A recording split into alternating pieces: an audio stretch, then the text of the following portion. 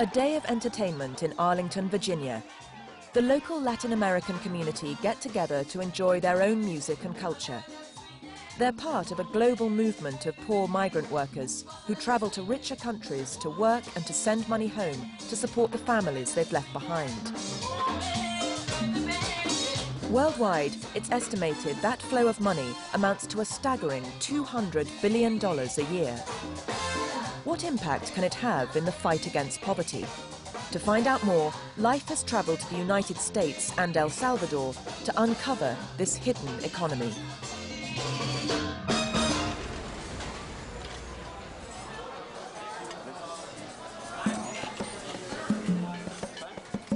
There have always been economic migrants, people who swap regions, countries, even continents to find better wages to pay for a better life. Remittances have been around for generations upon generations, but they are accelerating. People move north by the millions, and money moves south by the billions. The Treasury Department and the U.S. government is extremely interested in remittances. Until about 5 years ago, we didn't appreciate the magnitude of the flows, and still it's very hard to identify really how many remittances are leaving the U.S. This is a global phenomenon. We estimate that there are about $200 billion sent all over the world by some 150 million immigrants.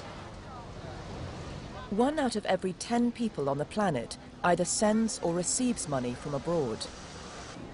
And unlike all other forms of financial aid that travels into developing countries, remittances go directly to poor people.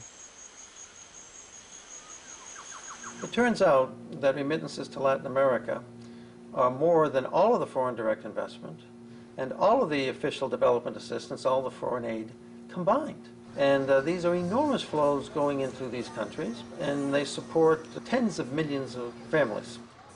Huge sums of money are involved, and the way this money is sent from A to B is being revolutionized. Not surprisingly, the banking community is starting to show an interest. As a result, the days of smuggling dollars home may soon be over, together with the expense of using transfer agents. The cost of remitting is going down. The more that the banks have become involved, the lower the fees have become. But I think remittance is much more than a transfer. It's about linking two families, two economies. The vast majority of economic migrants who come to the United States are from Latin America. More than 1 million come from El Salvador, a country hard hit by tragedy in the last 25 years. First, a bitter 12-year civil war, which ended in 1992, claimed the lives of 75,000 people. Then came a series of natural disasters.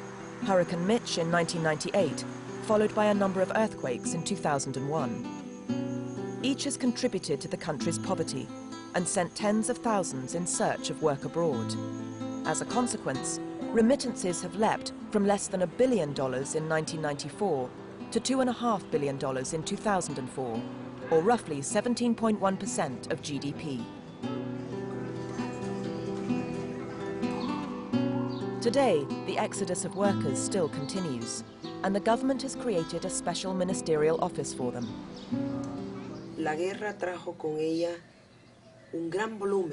The war generated a great deal of migration, but then there was another kind of migration that continued during the period of peace and national reconstruction. These two distinct scenarios led to a quarter of the population living abroad.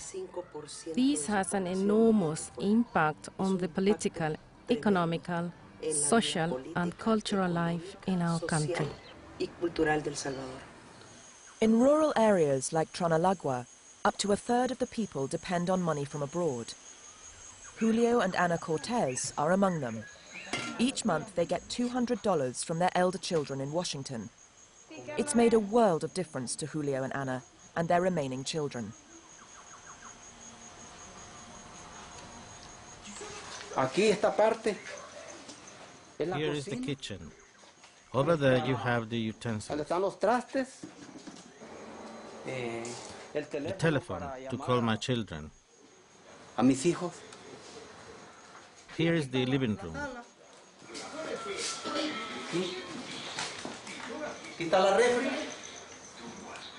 And this is the refrigerator.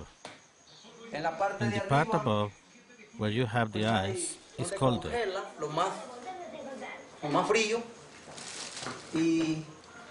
And down below, it's less cold. Here on the entertainment center is the television. All this with remittances.